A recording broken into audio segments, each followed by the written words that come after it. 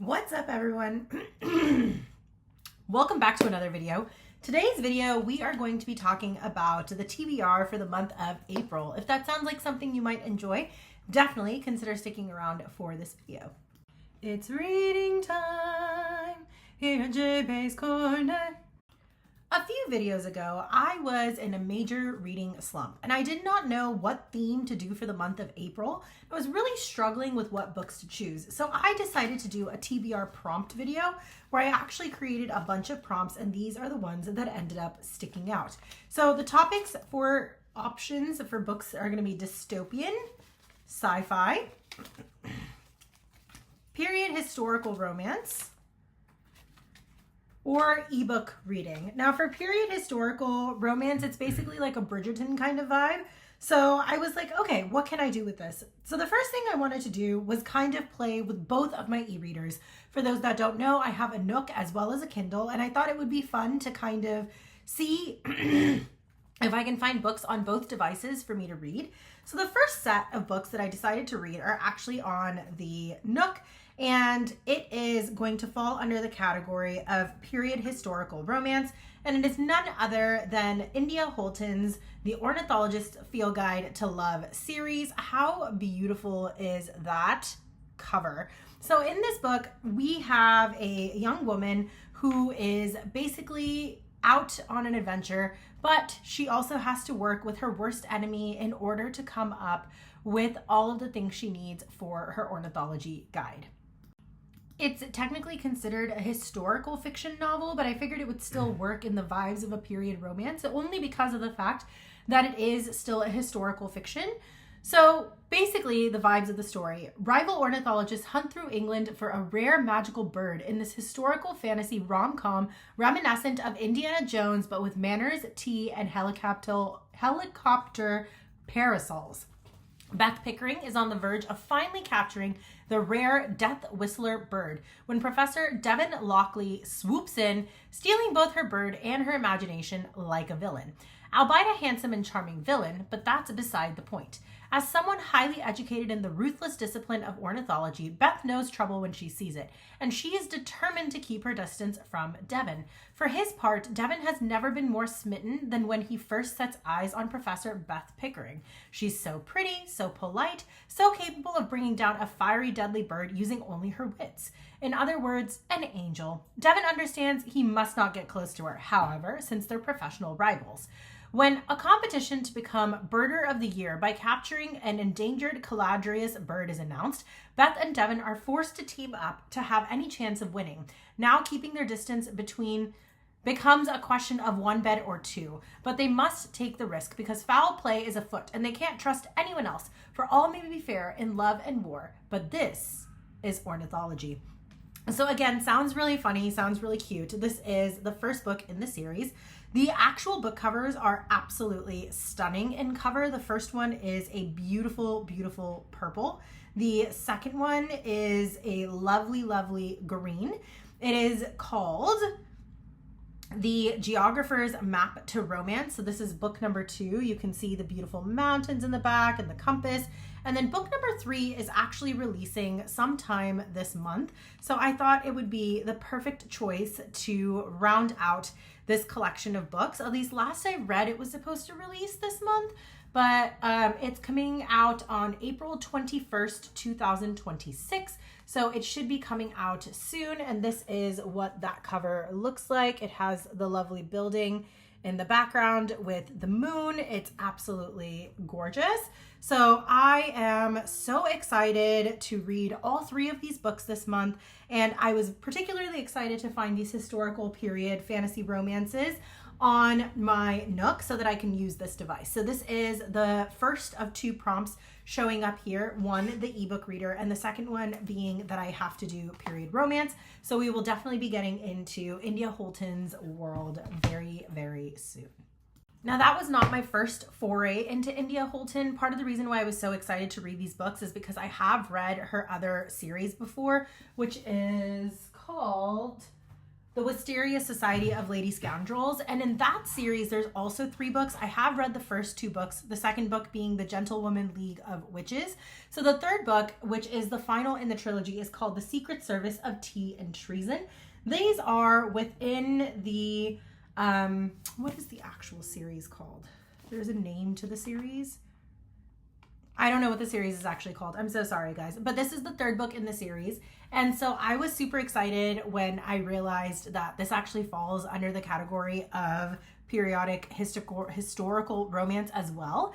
And this one is also following the story of 2 characters that are actually rivals, forced in close proximity as they're trying to resolve a mystery of sorts and going on an adventure together. Known as Agent A, Alice is the top operative within the agency of undercover note takers, a secret government intelligence group that is fortunately better at espionage than at naming itself. From managing deceptive witches to bored aristocratic ladies, nothing is beyond Alice's capabilities. She has a steely composure and a plan always up her sleeve, alongside a dagger and an embroidered handkerchief. So when rumors of an assassination plot began to circulate, she is immediately assigned to the case. But she is not working alone. Daniel Bixby, otherwise known as Agent B, and Alice's greatest rival, is given the most challenging undercover assignment of his life, pretending to be Alice's husband. Together, they will assume the identity of a married couple, infiltrate a pirate house party, and foil their unpatriotic plans. Determined to remain consummate professionals, Alice and Daniel must ignore the growing attraction between them, especially since acting on it might prove more dangerous than their target. So super excited for this one as well. I think this is going to be perfect for our April reads. And that brings me to the next set of books that are still within the period historical romance category. And that is going to be none other than the Sophie Irwin duology, A Lady's Guide to Fortune Hunting and A Lady's Guide to Scandal. Now, both of these books are supposed to be absolutely incredible. Lady's Guide to Fortune Hunting is actually the selection for our book club this month as well. And I am so obsessed with these special edition copies of this book. Like, are these not absolutely gorgeous? These are the Fairy Loot editions of the book, and it actually comes with the interior page signed and all the usual fun stuff that you find with a Fairy Loot copy of a book. Or is this Illumicrate? Hold, please. Illumicrate. I'm sorry. These are Illumicrate copies, but still absolutely stunning. And I just love the interior pages. Look at those feathers floating out. Isn't that just so cute? And again, still signed by the author, which is just so sweet. It is definitely a set of books that I'm looking forward to. Let's talk a little bit more about what these books are about. This book is also, I think, perfect because it literally says that Bridgerton fans will swoon over this entertaining romp through Britain's Regency-era high society, which is exactly what I was looking for and literally what I wrote on the sheet of paper. I wrote periodic historical romance Bridgerton vibes, so I think this is going to be absolutely perfect. Kitty Talbot needs a fortune, or rather she needs a husband who has a fortune. Left with her father's massive debts, she has only 12 weeks to save her family from ruin. Kitty has never been one to back down from a challenge, so she leaves home and heads towards the most dangerous battleground in all of England, the London season. Kitty may be neither accomplished nor especially genteel, but she is utterly single-minded, imbued with cunning and ingenuity. She knows that risk is just part of the game. The only thing she doesn't anticipate is Lord Radcliffe. The worldly Radcliffe sees Kitty for the mercenary fortune hunter that she really is, and is determined to scotch her plans at all costs, until their parrying takes a completely different turn. This is a frothy pleasure full of brilliant repartee and enticing wit, one that readers will find an irresistible delight. So I'm so excited for that world and that vibe just because of the fact that I've heard the banter is particularly amazing in this set of books. And so I'm very, very, very excited to enjoy these novels and see where they are going to take me this month. Continuing on in the thread of books that I can read within periodic romance that also just may happen to be available on e-reader, I have the series written by Evie Dunmore, Bringing Down the Duke. This is part of a larger series of 4 books, and it's supposed to be amazing. And honestly, I have high hopes for it because all 4 books were published by Book of the Month as special choices for people to read, and it was published under Love Stories, which I think is so cute. But I love the fact that you can get the entire set of books on the website with Book of the Month because they don't publish just any book. So I was excited about that.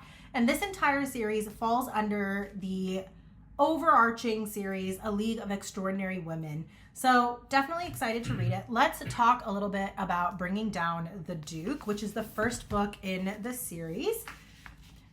A daring Oxford rebel takes on a powerful duke in a love story that threatens to upend the British social order. England, 1879. Brilliant but destitute Annabel Archer is one of the first female students at Oxford University. Her scholarship demands that she recruit men of influence to champion the rising women's suffrage movement. Her target, the cold and calculating Duke of Montgomery, commander of Britain's politics. But Montgomery wouldn't be the kingdom's greatest strategist if he couldn't turn the tables and confront Annabel with an altogether different offer. Locked in a battle with rising passion and impossible attraction, Annabel will learn just what it takes to topple a duke. So that's the first one in the series. I believe the next book is The Gentleman's Gambit, I think. No, it's going to be A Rogue of One's Own. So let's talk about A Rogue of One's Own, which is the second book in the series. A lady must have money and an army of her own if she is to win a revolution, but first she must pit her wits against the wiles of an irresistible rogue bent on wrecking her plans and her heart. Lady Lucy is fuming. She and her band of Oxford suffragists have finally scrapped together enough capital to control one of the London's major publishing houses, with one purpose, to use it in a coup against Parliament. But who could have predicted that the one person standing between her and success would be her old nemesis, Lord Ballantyne? Or that he would be willing to hand over the reins for an outrageously sinful price. Lucy tempts Treason like no other woman, but as their battle of wills and words fan the flames of long smoldering devotion, the silver-tongued seducer runs the risk of becoming caught in his own snare. As Lucy tries to outmaneuver Treason in the boardroom and the bedchamber, she soon discovers there's truth in what the poet says. All is fair in love and war. So that would be book number 2 in this series. Then we have Portrait of a Scotsman, which honestly, this cover is my favorite. Look how pretty that is. Going toe-to-toe with a brooding Scotsman is rather bold for a respectable suffragist. But when he happens to be one's unexpected husband, what else is an unwilling bride to do? London banking heiress Hattie Greenfield wanted just 3 things in life: acclaim as an artist, a noble cause, marriage to a young lord who puts the gentle in gentlemen. Why then does this Oxford scholar find herself at the altar with the darkly attractive financier Lucian Blackstone, whose murky past and ruthless business practices strike fear in the hearts of Britain's peerage? Trust Hattie to take an invigorating little adventure too far. Now she's stuck with a churlish Scot who just might be the end of her ambitions. When the daughter of his business rival all but falls into his lap, Lucian sees opportunity. As a self-made man, he has vast wealth but holds little power, and Hattie could be the key to finally setting long-harbored political plans in motion. Driven by an old desire for revenge, he has no room for his new wife's apprehensions or romantic notions, bewitching as he finds her. But a sudden journey to Scotland paints everything in a different light. Hattie slowly sees the real Lucian and realizes she can win everything as long as she's prepared to lose her heart. So that is book number 3. And then finally in this series, we have The Gentleman's Gambit. And this one says, deeply introverted Katarina Campbell wants the right to vote and a professorship at Oxford. She dreams of romance too, but since all her attempts of love have ended badly, she now keeps her desires firmly locked inside her head until she climbs out of a Scottish loch with a good swim and finds herself face to face with a stranger who turns out to be her father's attractive new colleague. Elias Corey has wheedled his way into Professor Campbell's circle under false pretenses. He did not come to classify ancient artifacts. He is determined to take them back to his homeland in the Middle East. Winning Katarina's favor could be the key to his success. Unfortunately, seducing the coolly intense lady scholar quickly becomes a mission in itself, and his well-laid plans are in danger of derailing. Forced into close proximity in Oxford's hollowed halls, Elias and Katarina begin to play a risky game that asks Katarina one more time to put her heart and wildest dreams at stake. So this series honestly sounds like it's going to be so much fun. I'm definitely excited for all of these period romance novels that have been sitting on my shelf. that I have not gotten to in so long. So between the 3 books on the Nook, as well as the 4 books in one series, the duology in the other, and finally finishing the 3rd book in the trilogy by India Holton, I am super excited to dig my heels into these period romances this month of April. Now, as we know, 2 of the other topics that I also mentioned I had drawn was sci-fi and dystopian. So I figured I would kind of play with titles in that as well. And one of the sets will be only on Kindle, and then the other one is going to be a physical copy, and that is The Ministry of Time. So let's talk a little bit about The Ministry of Time. This is more truly sci-fi, it seems like. An ingeniously imagined, hilarious romp through time, space, and the human heart that announces an exhilarating new voice in contemporary fiction. In the near future, a civil servant is offered the salary of her dreams to work on a top-secret project. A recently established government ministry is gathering expats from across history to establish whether time travel is feasible for the human body, but also for the fabric of space-time. She is tasked with working as a bridge, living with, assisting, and monitoring the expat known as 1847, or Commander Graham Gore. As far as his history is concerned, Commander Gore died on Sir John Franklin's doomed 1845 expedition to the Arctic. So he's a little disoriented to be living with an unmarried woman who regularly shows her calves, surrounded by outlandish concepts such as washing machines, Spotify, and the collapse of the British Empire. But with an appetite for discovery, a 7-a-day cigarette habit, and the support of a charming and chaotic cast of fellow expats, he soon adjusts.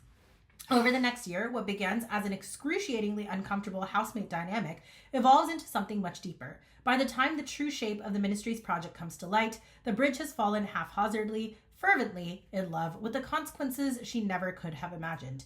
Forced to confront the choices that brought them together, the bridge must finally reckon with whether what she does next can change the future. An exquisitely original and feverishly fun fusion of genres and ideas, The Ministry of Time asks, what does it mean to defy history when history is living in your house? Kaliane Bradley's answer is blazing. Unforgettable testament to what we owe each other in a changing world. So I think this one's going to be great because it kind of combines that historical aspect with the sci-fi.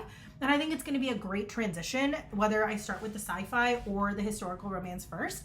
For the month of April, I think it's still going to be perfect for this world and this genre of books that we have selected. So super, super excited to finally dig my teeth into this book as well. It kind of reminds me a little bit of a book that a friend had given me that I read recently called The Jane Eyre Affair, or The Eyre Affair, sorry. That book also has similar concepts of like time travel and putting literary characters into the real world and things like that.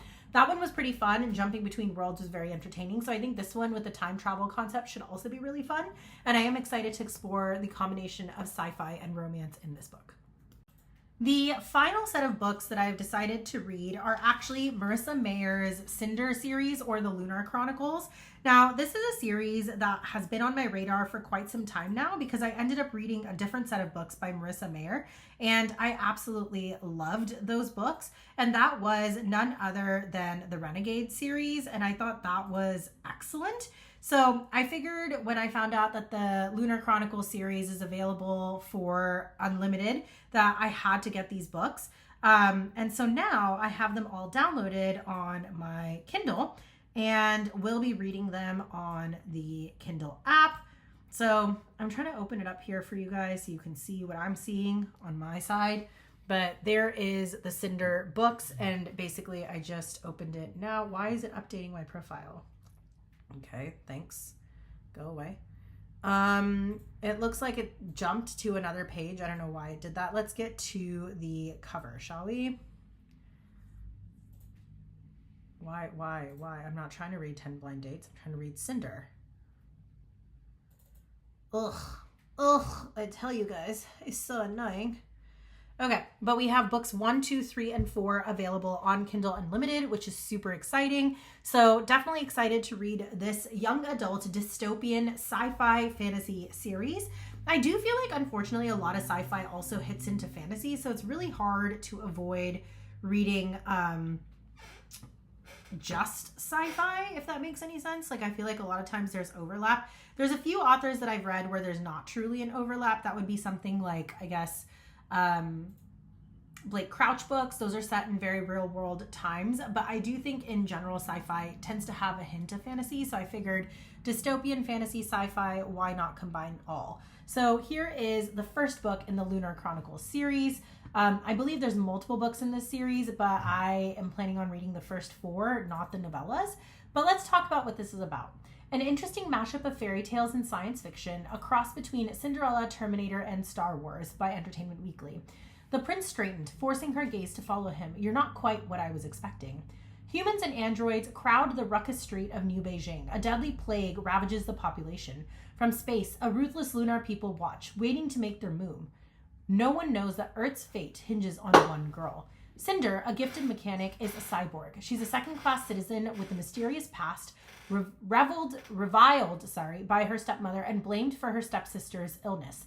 But when her life becomes intertwined with the handsome Prince Kai's, she suddenly finds herself at the center of an intergalactic struggle and a forbidden attraction.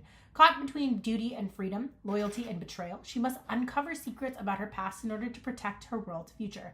With high-stakes action and a smart, resourceful heroine, Cinder is a Cinderella retelling that is at once classic and strikingly original. So I thought this would be perfect for the vibes of this month, with it being both sci-fi as well as dystopian. And the second book in the series is Scarlet. And if I'm not mistaken, each of these different books is actually based on some type of Disney story. So Scarlet is actually based on, what book is this based on?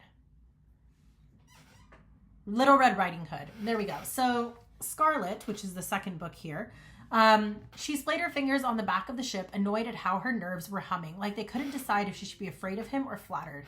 Scarlet Benoit's grandmother is missing. It turns out there are many things Scarlet doesn't know about her grandmother, or the grave danger she has lived in her whole life.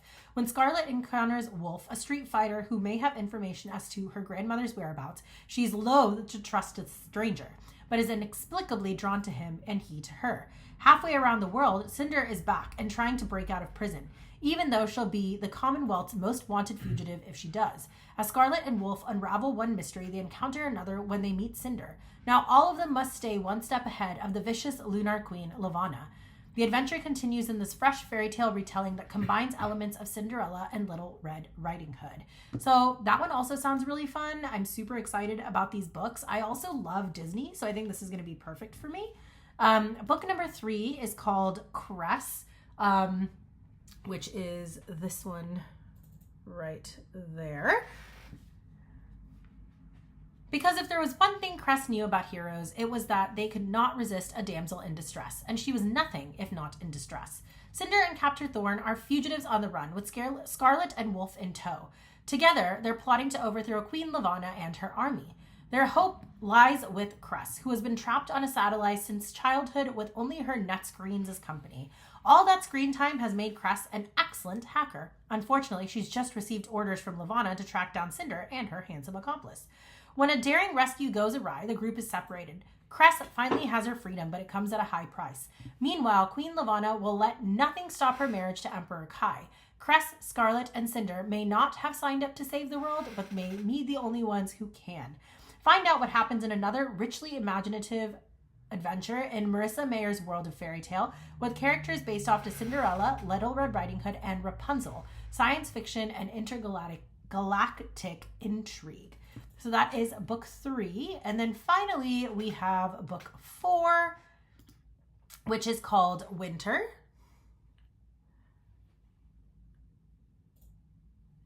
This book, true love. She did not think she had ever witnessed it. Not beside the fairy tales she'd been told as a child and the fanciful drama sometimes acted out for the court's entertainment. Mirror, mirror on the wall, who is the fairest of them all?